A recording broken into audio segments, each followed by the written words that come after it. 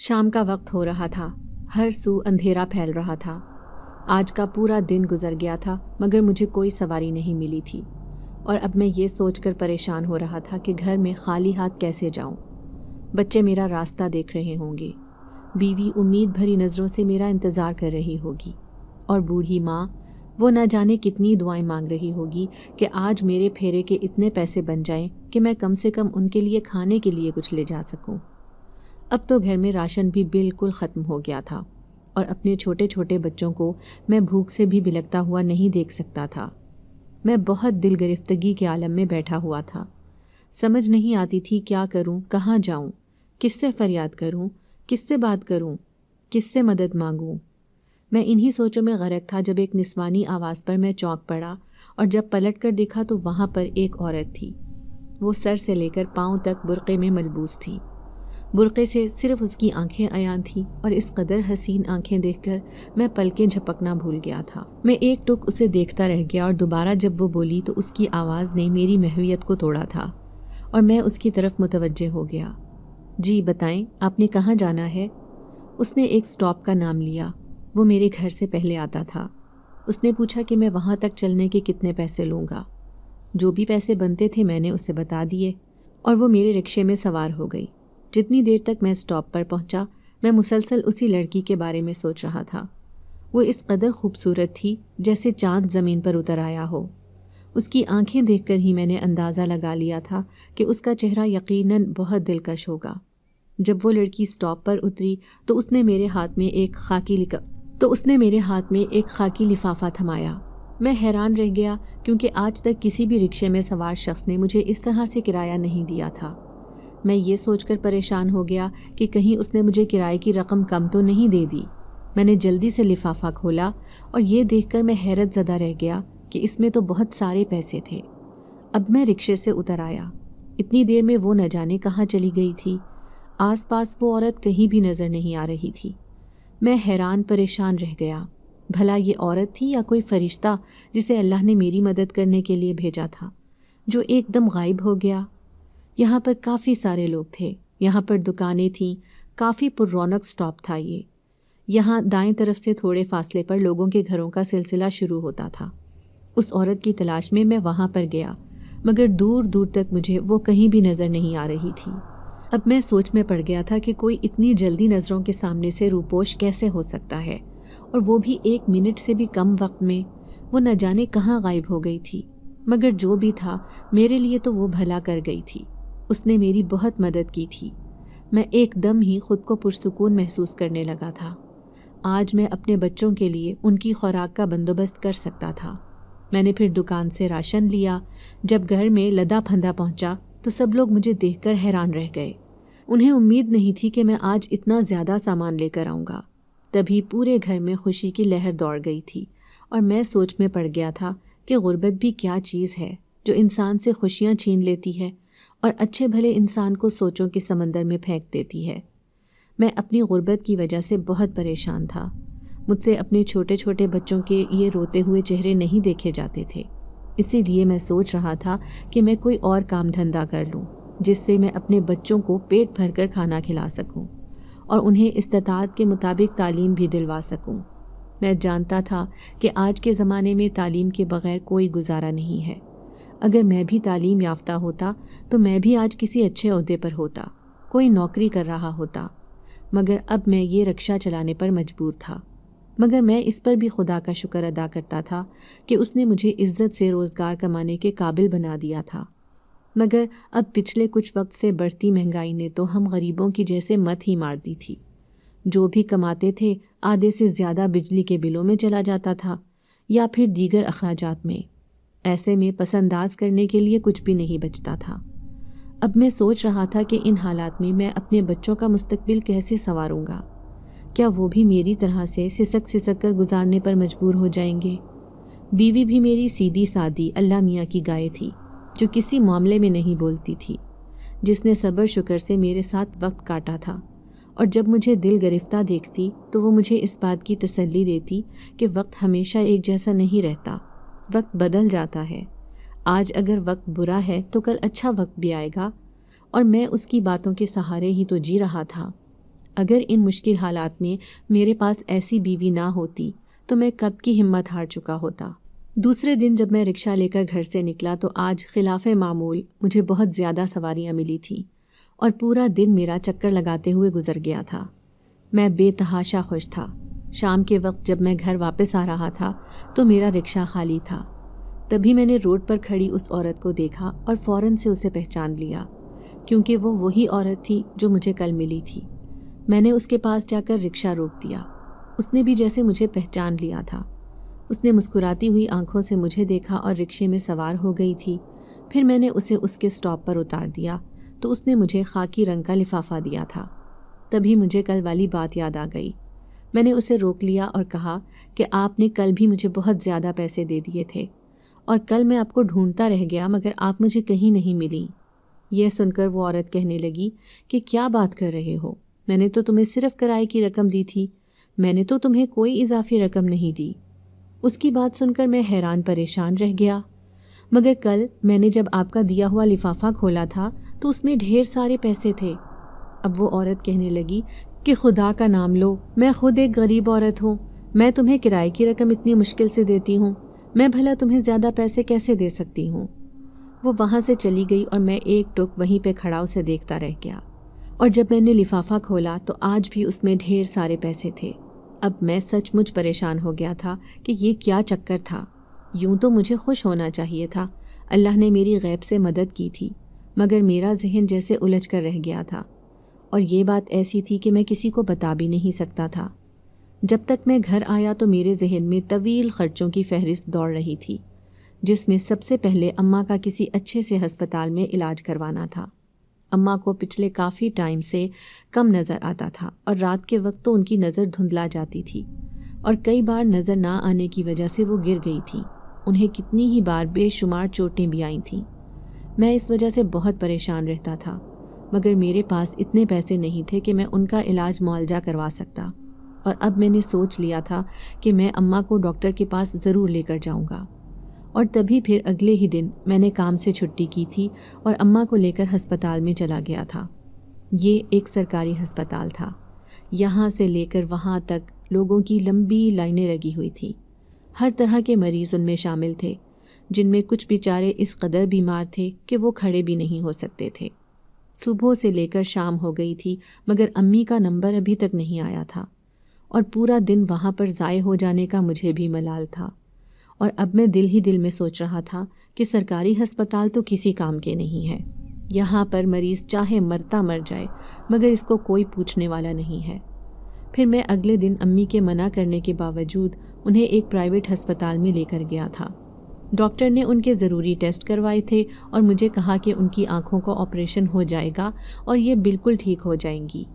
پھر جتنا اس نے خرچہ بتایا تھا یہ سن کر میں پریشان ہو گیا تھا، کیونکہ اتنی زیادہ رقم کا بندوبست کرنا میرے لیے آسان نہیں تھا، مگر میں نے یہ سوچ لیا تھا کہ اپنی ماں کے لیے میں کچھ بھی کر گزروں گا، مزدوری کرنی پڑی کر لوں گا، مگر ان کا علاج لازمی کرواؤں گا۔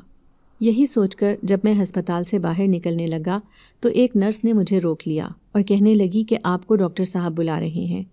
میں یہ سوچ کر حیران پریشان رہ گیا کہ نہ جانے اب ڈاکٹر صاحب نے مجھے کیا کہنا تھا۔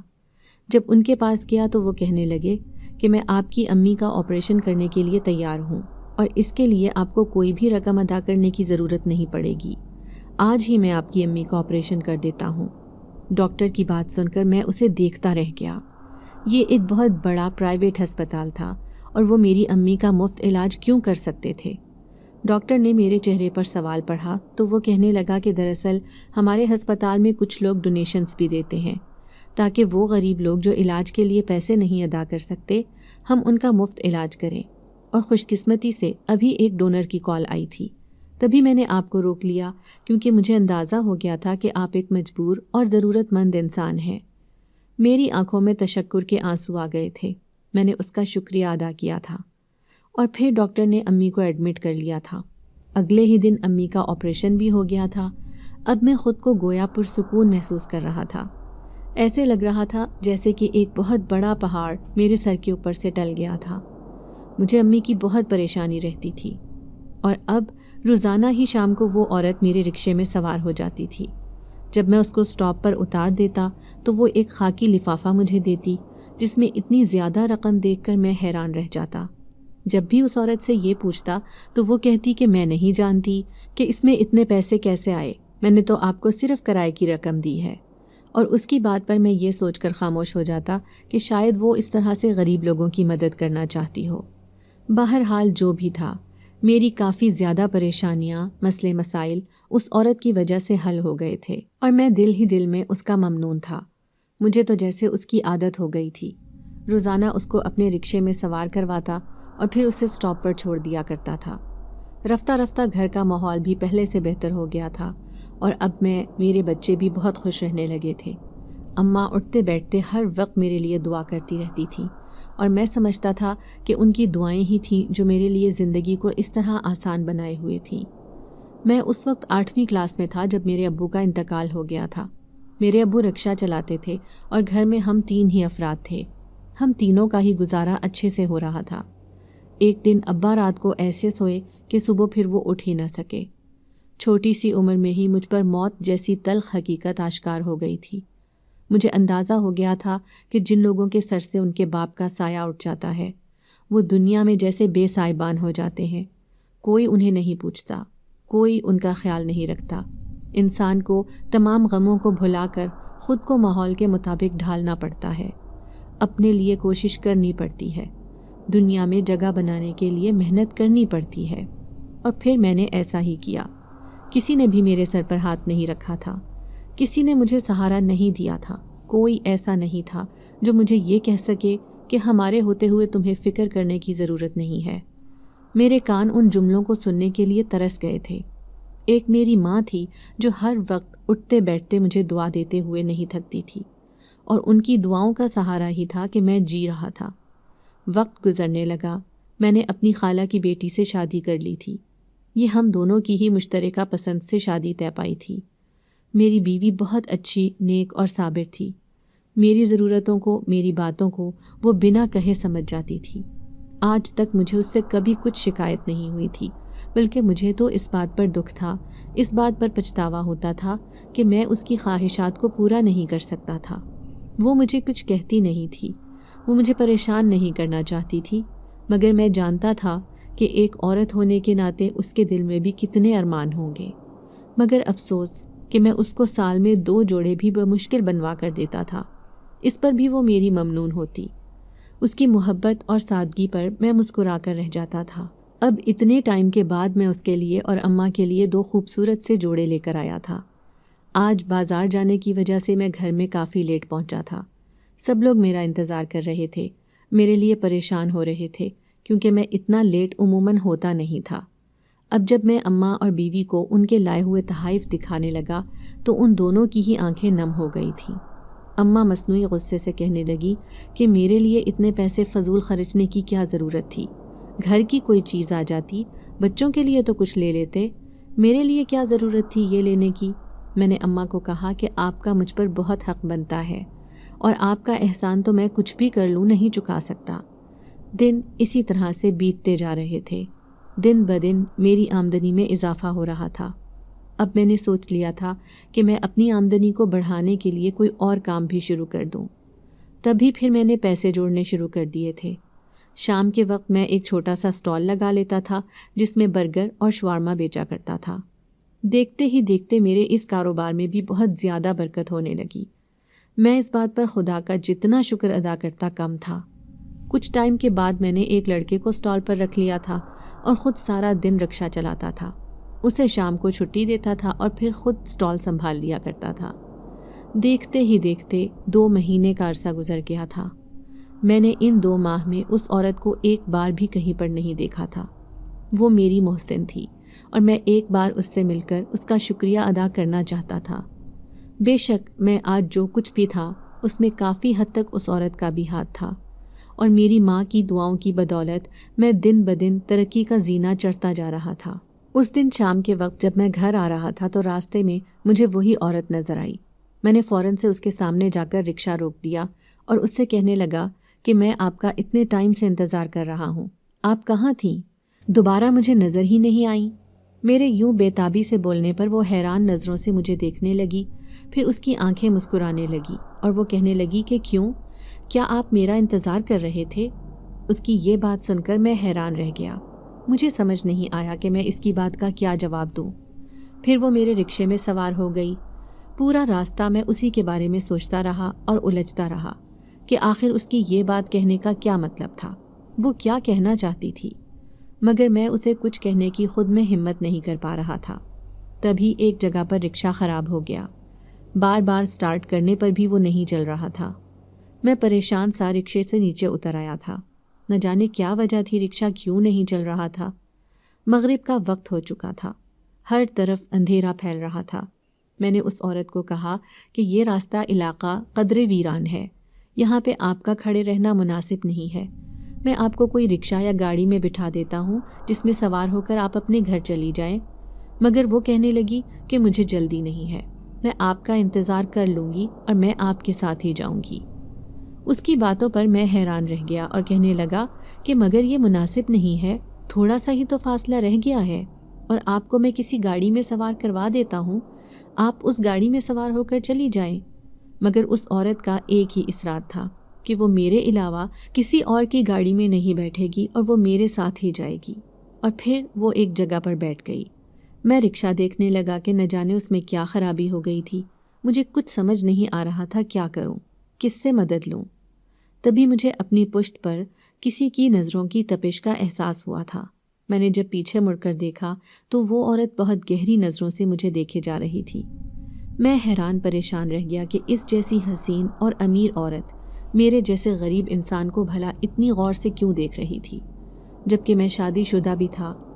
ایک پل کو میرا دل جیسے پریشان سا ہو گیا تھا اور میں سوچ میں پڑ گیا کہ کہیں اس عورت کی عنایات کا مطلب کچھ اور تو نہیں تھا۔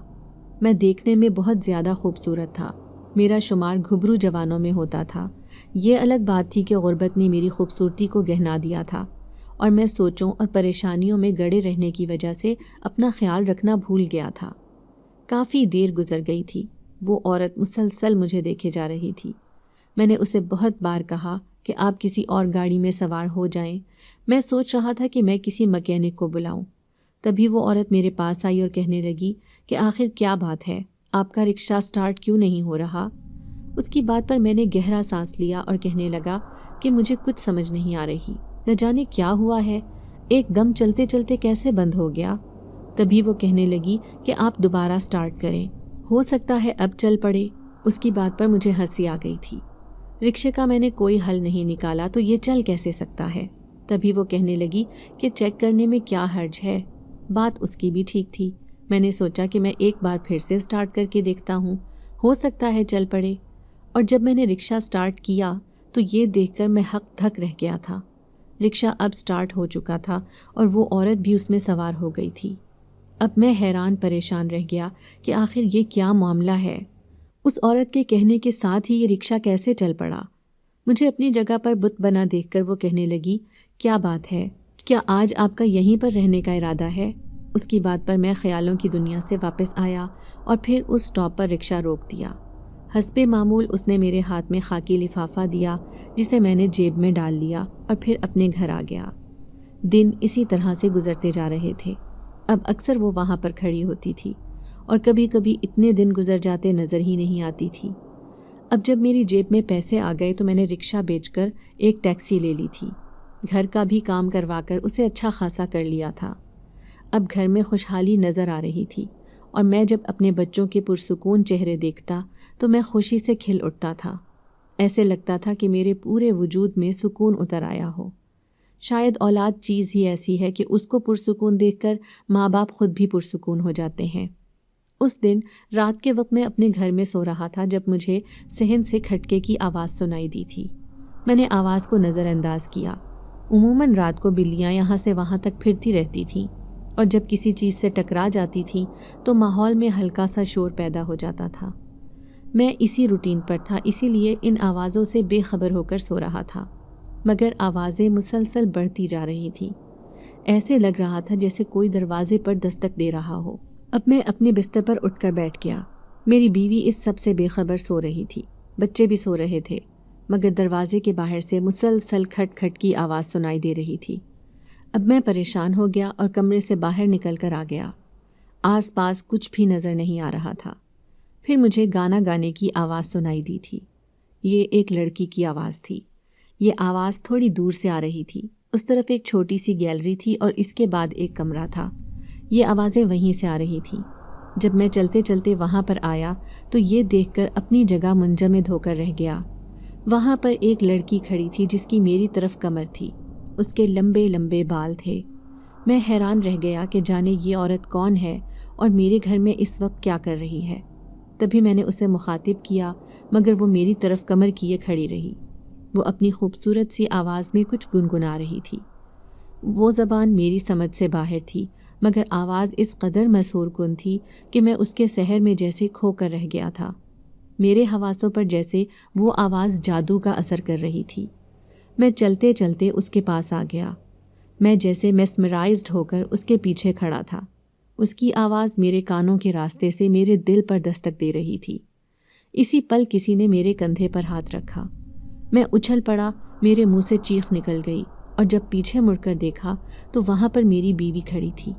میرے یوں حیران ہونے اور یوں چیخنے پر وہ بھی پریشان ہو گئی اور کہنے لگی، کیا بات ہے؟ آپ رات کے اس وقت یہاں پر کیا کر رہے ہیں؟ میں نے پیچھے مڑ کر دیکھا مگر یہ کیا؟ یہاں پہ تو کوئی بھی نہیں تھا۔ اب وہ لڑکی کہیں پر بھی نظر نہیں آ رہی تھی۔ میں چند قدم آگے بڑھ آیا تھا۔ میں نے کمرے میں دیکھا، کمرہ خالی تھا، گیلری پوری خالی تھی۔ اور پھر میں چھت پر آ گیا۔ چھت پر بھی کوئی بھی نہیں تھا، تمام کمرے بھی خالی تھے۔ میں جہاں جہاں جا رہا تھا میری بیوی میرے پیچھے پیچھے جا رہی تھی۔ وہ حیران پریشان تھی کہ مجھے آخر کیا ہو گیا ہے۔ اب کی بار وہ جھنجھلائے ہوئے انداز میں بولی کہ آپ کیا کر رہے ہیں؟ مجھے بتائیں، آدھی رات کو آپ کو کیا ہوا ہے؟ آپ کی یہ حرکتیں مجھے پریشان کر رہی ہیں۔ اور تبھی جیسے میں ہوش کی دنیا میں واپس آیا۔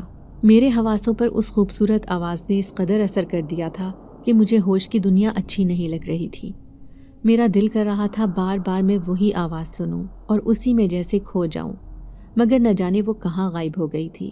اور پھر میں اپنی بیوی کو کہنے لگا کہ میں نے باہر کسی کی آواز سنی تھی، ایسے لگ رہا تھا جیسے کوئی باہر ہے، اور یہی دیکھنے کے لیے میں آ گیا تھا۔ میری بیوی کہنے لگی کہ شکر ہے آپ کچھ بولے تو، ورنہ آپ نے تو مجھے ڈرا ہی دیا تھا۔ میں سمجھی شاید آپ کو نیند میں چلنے کی عادت ہو گئی ہے۔ اس کی بات پر میں خاموش رہ گیا تھا اور سوچ میں پڑ گیا تھا کہ کیا واقعی وہ خواب تھا یا حقیقت؟ کہیں ایسا تو نہیں کہ میں واقعی خواب دیکھ رہا تھا اور نیند میں چلتا چلتا باہر آ گیا، ورنہ ایسا کیسے ہو سکتا تھا کہ وہ لڑکی پلک جھپکتے ہی غائب ہو جائے؟ یقیناً میں کوئی خواب دیکھ رہا تھا۔ میں اس وقت ایسی کیفیت میں تھا کہ میں خواب اور حقیقت میں فرق نہیں کر پا رہا تھا۔ پورا دن یہی سوچتے الجھتے ہوئے میرا گزرا۔ اگلے دن جب میں سو رہا تھا تو پھر سے ویسے ہی کھٹ کھٹ کی آواز سنائی دی۔ میں اپنے بستر پر اٹھ کر بیٹھ گیا۔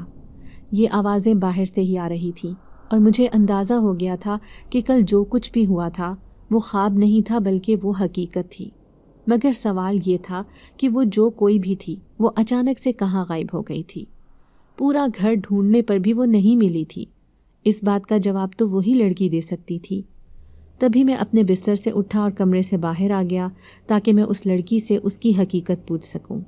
اور جب میں آواز کے تعاقب میں جانے لگا تو وہ آواز مجھے بہت دور سے سنائی دے رہی تھی۔ پورا گھر میں نے چھان مارا، آواز تو سنائی دے رہی تھی مگر وہ گنگنانے والی لڑکی مجھے نظر نہیں آ رہی تھی۔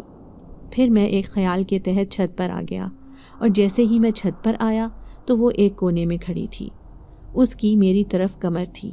میں مسحور سا ہو کر وہیں پہ کھڑا رہ گیا اور ایک ایک قدم اٹھاتا اس کی طرف بڑھا۔ جیسے ہی میں اس کے پاس گیا تو اس نے فوراً سے پلٹ کر مجھے دیکھا۔ اس کا چہرہ دیکھ کر میں سانس لینا بھول گیا تھا اور سوچ میں پڑ گیا تھا کہ کیا کوئی انسان اس قدر خوبصورت بھی ہو سکتا ہے؟ اس کا چہرہ اس کی آواز سے زیادہ خوبصورت تھا اور اس کی آنکھوں میں ایک پل کو دیکھ کر مجھے ایسے لگا جیسے یہ آنکھیں میں نے پہلے کہیں دیکھ رکھی ہیں، مگر کہاں مجھے یہ یاد نہیں آ رہا تھا۔ میں ایک ایک نقش گویا حفظ کر رہا تھا اور پلکیں جھپکائے بنا اسے دیکھتا جا رہا تھا۔ اس نے بھی گانا بند کر دیا تھا اور وہ بھی میری آنکھوں میں دیکھے جا رہی تھی۔ میں ارد گرد سے بے خبر تھا، مجھے وقت گزرنے کا کوئی ہوش نہیں تھا۔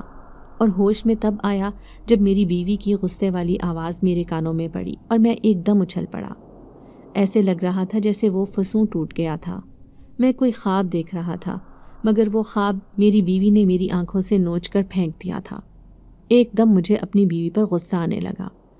مجھے لگا میری وہ بیوی جس سے مجھے بہت زیادہ پیار تھا اور جس نے میرا ہر مشکل وقت میں ساتھ دیا تھا، مجھے اسی بیوی پر غصہ آ رہا تھا، کیونکہ اس کی وجہ سے میں اس خوبصورت نظارے کو دیکھنے سے محروم رہ گیا تھا۔ اب جب میں نے پلٹ کر دیکھا تو وہاں پر کوئی بھی نہیں تھا۔ میں بنا کچھ کہے کمرے میں آ گیا اور بستر پر دراز ہو گیا۔ میری بیوی میرے اس رویے سے پریشان تھی، اور اگلے دن جب میں گھر آیا تو وہ امی سے نہ جانے کیا بات کہہ رہی تھی۔ مجھے دیکھ کر خاموش ہو گئی۔ امی نے مجھے اپنے پاس بلایا اور ادھر ادھر کی باتیں کرتی رہیں۔ پھر وہ مجھے کہنے لگی کہ کیا بات ہے، آج تم دوسری بار رات کو چھت پر چلے گئے تھے اور کمرے کا دروازہ کھلا دیکھ کر تمہاری بیوی تمہارے پیچھے گئی تھی۔ تمہیں نیند میں چلنے کی عادت تو نہیں ہو گئی؟ اب میں اماں کو کیا جواب دیتا؟ اگر میں انہیں سچ بتاتا وہ کبھی بھی یقین نہ کرتی۔ میں نے پھر اماں سے یہی بہانہ کیا کہ شاید مجھے نیند میں چلنے کی عادت پڑ گئی ہے۔ یہ سن کر اماں کہنے لگی کہ عادت پڑ گئی ہے تو کسی ڈاکٹر کو دکھاؤ، کسی سے کوئی دوا لو۔ مرض کا اگر شروع میں ہی حل کر لیا جائے تو انسان زیادہ مشکل میں نہیں پڑتا۔ اماں کو میں نے تسلی دی کہ جیسا آپ کہہ رہی ہیں ویسا ہی ہوگا، مگر میں جانتا تھا کہ حقیقت کیا تھی۔ میں نیند میں نہیں چلتا تھا، بلکہ میں حقیقت میں چھت پر گیا تھا، اور میں یہ سوچ رہا تھا کہ وہ لڑکی کون تھی اور ایک دم وہ غائب کیسے ہو جاتی تھی۔ میرے ذہن میں اب یہ خیال آ رہا تھا کہ کہیں ایسا تو نہیں کہ اس کا کسی دوسری مخلوق کے ساتھ تعلق تھا۔ ایک پل کو یہ خیال آتے ہی مجھے جھرجھری سی آ گئی تھی۔ مجھے خوف محسوس ہونے لگا تھا۔ اب تک اس لڑکی نے مجھے کوئی تکلیف نہیں پہنچائی تھی، میرا کوئی نقصان نہیں کیا تھا، بلکہ خاموشی سے محبت بھری نظروں سے مجھے دیکھتی جاتی تھی۔ جب بھی مجھے اس کی آنکھیں، اس کے دیکھنے کا انداز یاد آتا تو میں پھر سے گویا مدہوش ہونے لگتا تھا۔ اب روزانہ کا میرا یہی معمول تھا۔ وہ خاموشی سے میرے سامنے کھڑی رہتی تھی، میں اس سے ہزاروں باتیں کرتا مگر وہ میری کسی بات کا کوئی جواب نہیں دیتی تھی۔ دوسری طرف وہ برقع پوش عورت اب مجھے کہیں بھی دکھائی نہیں دیتی تھی، اور اب تو مجھے اس کا کبھی خیال ہی نہیں آیا تھا۔ میرے خیالوں پر تو یہی لڑکی سوار رہتی تھی۔ میں اس کے خوبصورت لبوں سے اپنا نام سننا چاہتا تھا۔ میں چاہتا تھا کہ وہ مجھ سے بات کرے، مجھے اپنے بارے میں بتائے۔ میں تو ابھی تک اس کے نام سے بھی ناواقف تھا۔ روزانہ جب بھی مجھے کھٹ کھٹ کی آواز سنائی دیتی تو میں چھت پر آ جاتا اور اسے گھنٹوں بیٹھ کر دیکھتا رہتا تھا۔ میری اس بات سے میری بیوی بہت زیادہ پریشان رہنے لگی تھی، اور وہ روزانہ مجھے یہی کہتی تھی کہ مجھے کسی ڈاکٹر کو دکھا لینا چاہیے، اپنا علاج کروانا چاہیے۔ پھر ایک دن وہ زبردستی مجھے ڈاکٹر کے پاس لے کر گئی۔ ڈاکٹر نے مجھے کچھ میڈیسنز لکھ کر دیں۔ میں جانتا تھا کہ مجھے کسی قسم کی کوئی بیماری نہیں ہے، کوئی مسئلہ نہیں ہے۔ میں یہ میڈیسنز کھا کر اپنی صحت خراب نہیں کرنا چاہتا تھا، اس لیے بیوی کو دکھانے کے لیے میڈیسن اس کے سامنے جیب میں رکھ لیتا اور بعد میں باہر جا کر پھینک دیا کرتا تھا۔ پچھلے کچھ دنوں سے میری حالت جیسے مجنوں والی ہو گئی تھی، اور اب وہ لڑکی مجھے کہیں بھی دکھائی نہیں دے رہی تھی۔ پوری رات میری آنکھوں میں کٹ جاتی تھی۔ میں اسی انتظار میں رہتا تھا کہ کب مجھے اس کا بلاوا آئے اور میں اس کے پاس جاؤں، مگر وہ نہ جانے کہاں کھو گئی تھی، مجھے کہیں بھی نظر نہیں آ رہی تھی۔ میری حالت عجیب تھی، مجھے کچھ اچھا نہیں لگتا تھا، میرا کسی سے بات کرنے کا دل نہیں کرتا تھا۔ میں گھنٹوں خاموش بیٹھا رہتا تھا۔ گھنٹوں گزر جاتے مگر نہ میں کسی سے بات کرتا، اور خالی خولی نظروں سے آسمان کو گھورتا رہتا تھا۔ اب مجھے کسی بھی چیز میں دلچسپی محسوس نہیں ہوتی تھی، بلکہ اب تو مجھے اپنی بیوی بھی اچھی نہیں لگتی تھی، اور میرا دل کرتا تھا کہ ہر وقت وہ چہرہ میری آنکھوں کے سامنے رہے اور میں پلکیں جھپکائے بنا اسے دیکھتا رہوں۔ کوئی ہم دونوں کے درمیان نہ آئے، کوئی ہم دونوں کو ایک دوسرے سے الگ نہ کرے۔ اب جب اس نے بالکل ہی میرے سامنے آنا ختم کر دیا تو میں پریشان ہو گیا تھا۔ اس دن میں چھت پر ٹہل رہا تھا۔ میری بیوی مجھے 2 بار بلانے کے لیے آئی، مگر میں نے اسے یہ کہہ کر ٹال دیا کہ طبیعت کچھ ٹھیک نہیں ہے، میرا سانس رک رہا ہے، اس لیے کھلی فضا میں سانس لینا چاہتا ہوں۔ تم جاؤ، جب مجھے نیند آئے گی تو میں آ جاؤں گا۔ پوری رات میں چھت پر ٹہلتا رہا۔ جس جگہ پر وہ مجھے نظر آتی تھی، پوری رات میں اسی جگہ پر کھڑا رہا، بیٹھا رہا اور ٹہلتا رہا۔ اسی انتظار میں تھا کہ شاید وہ میرے سامنے آ جائے، شاید وہ مجھ سے بات کر لے، مگر نہ جانے کیوں وہ واپس آنا بھول گئی تھی۔ اس کی آواز تو میرے لیے نشے کی حیثیت رکھتی تھی، اور اب جب سے میرا نشہ ٹوٹ رہا تھا تو مجھے ساری دنیا ویران نظر آ رہی تھی۔ اور پھر ایک دن میں اسی کشمکش میں مبتلا تھا، آدھی رات تک جاگتا رہا۔ آدھی رات میری آنکھوں میں کٹی، نہ جانے کب میری آنکھ کھلی۔ رات کا درمیانی پہر تھا جب میری اچانک سے آنکھ کھلی اور مجھے ایسے محسوس ہوا جیسے باہر سے کھٹ کھٹ کی آوازیں سنائی دے رہی ہوں۔ میں اپنی جگہ سے اچھل کر کھڑا ہو گیا۔ میں جان گیا تھا کہ وہ آ گئی ہے اور وہ مجھے بلا رہی ہے، کیونکہ اس کا مجھے بلانے کا یہی انداز تھا اور میں اس انداز کو پہچانتا تھا۔ میں تو اس کے لیے پاگل ہو رہا تھا، اس کا انتظار کرتے کرتے آدھا ہو چکا تھا، اور اب جب وہ آ گئی تھی تو یہ کیسے ممکن تھا کہ میں بھاگ کر اس کے پاس نہ جاتا۔ جب میں آواز کے تعاقب میں گیا تو وہ آواز بہت دور سے سنائی دے رہی تھی۔ وہ اس کے گانا گانے کی آواز تھی جو کہ مجھے پکار رہی تھی، جس میں شدت تھی، محبت تھی۔ میں نے چھت پر دیکھا، پورے گھر میں دیکھ لیا، مگر کہیں بھی وہ نظر نہیں آ رہی تھی۔ اب میں حیران پریشان رہ گیا کہ وہ کہاں ہے۔ پھر میں اس آواز کے تعاقب میں جانے لگا۔ دروازے تک پہنچا تو یہ آواز باہر سے کہیں سے آ رہی تھی۔ پھر میں دروازہ کھول کر گھر سے باہر نکل گیا اور جس طرف سے یہ آواز آ رہی تھی میں دیوانہ وار اس کی طرف بھاگنے لگا۔ بھاگتے بھاگتے میں آواز کے قریب پہنچ گیا تھا، اور اب مجھے ایسے لگ رہا تھا جیسے وہ آواز میرے قریب سے آ رہی ہے۔ اور پھر میں اس قبرستان کے پاس آ گیا جہاں پر ایک برگد کا پیڑ تھا اور اس کے نیچے بینچ تھا، اور یہاں سے کچھ فاصلے پر ہی میرے بچوں کا اسکول تھا۔ میں اس بینچ پر بیٹھ گیا۔ اس لڑکی کی میری طرف کمر تھی، وہ منہ دوسری طرف کر کے بیٹھی تھی۔ جب میں اس کے پاس جا کر بیٹھا تو وہ چپ ہو گئی تھی۔ اس نے اپنا گانا وہیں پر روک دیا تھا۔ وہ جان گئی تھی کہ میں آ گیا ہوں اور یہ مجھے بلانے کے لیے ہی تو تھا۔ میں نے اسے کہا کہ تم اتنے ٹائم سے کہاں پر تھی؟ میں تمہارا انتظار کر رہا تھا، میں تمہارے لیے پاگل ہو رہا تھا، مگر تم تو جیسے مجھے بھول ہی گئی تھی۔ آخر تم کہاں تھیں؟ کیوں تم میرے سامنے نہیں آ رہی تھی؟ تم جانتی ہو میں تمہارے لیے کتنا پریشان تھا، میرا تمہارے بغیر کیسا وقت گزرا، تمہیں کچھ احساس ہے؟ اب جب اس نے مجھے دیکھا تو اس کی آنکھوں میں آنسو تھے، اور وہ آنسو اس کے گالوں پر لڑیوں کی صورت میں بہہ رہے تھے۔ مجھے اس کے آنسو دیکھ کر یوں محسوس ہوا گویا میں ان آنسوؤں میں کہیں بہہ جاؤں گا۔ مجھے اس کا رونا تکلیف دے رہا تھا۔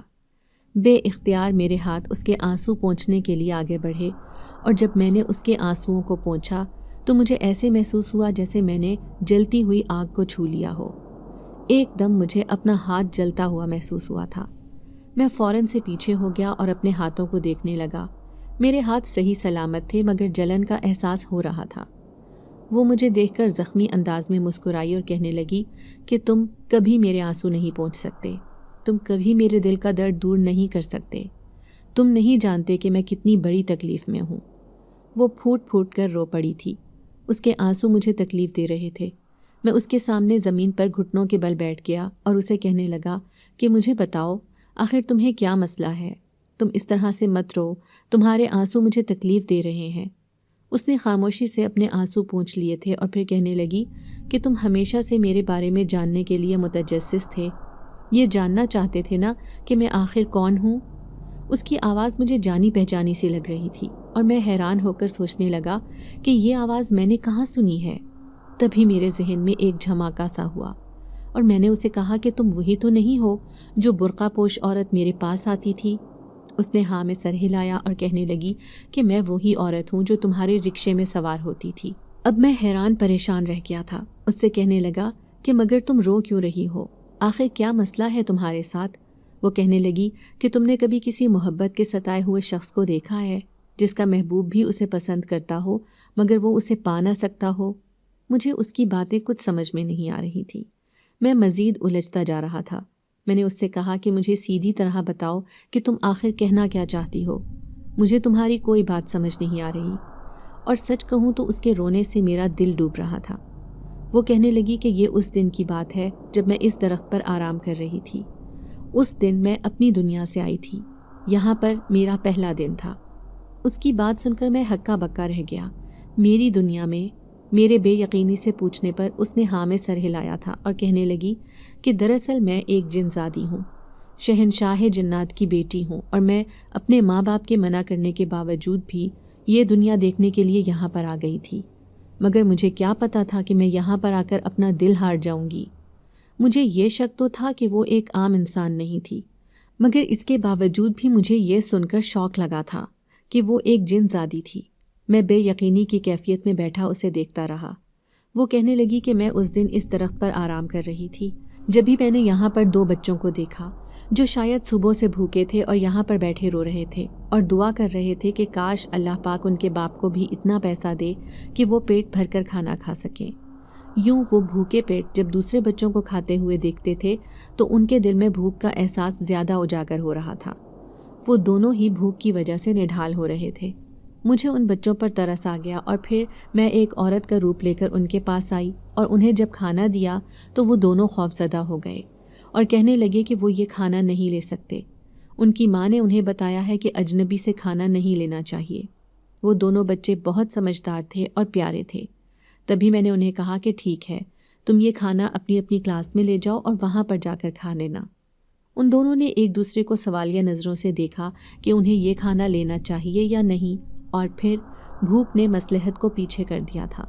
انہوں نے وہ شاپر لے لیا اور اپنے اسکول چلے گئے، اور جب تک وہ دروازے سے اندر داخل نہیں ہو گئے وہ بار بار مجھے پیچھے مڑ کر دیکھ رہے تھے۔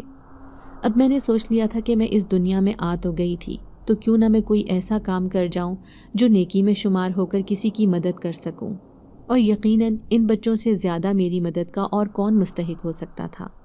اور پھر میں واپس وہیں پر بیٹھ گئی اور ان بچوں کے واپس آنے کا انتظار کرنے لگی۔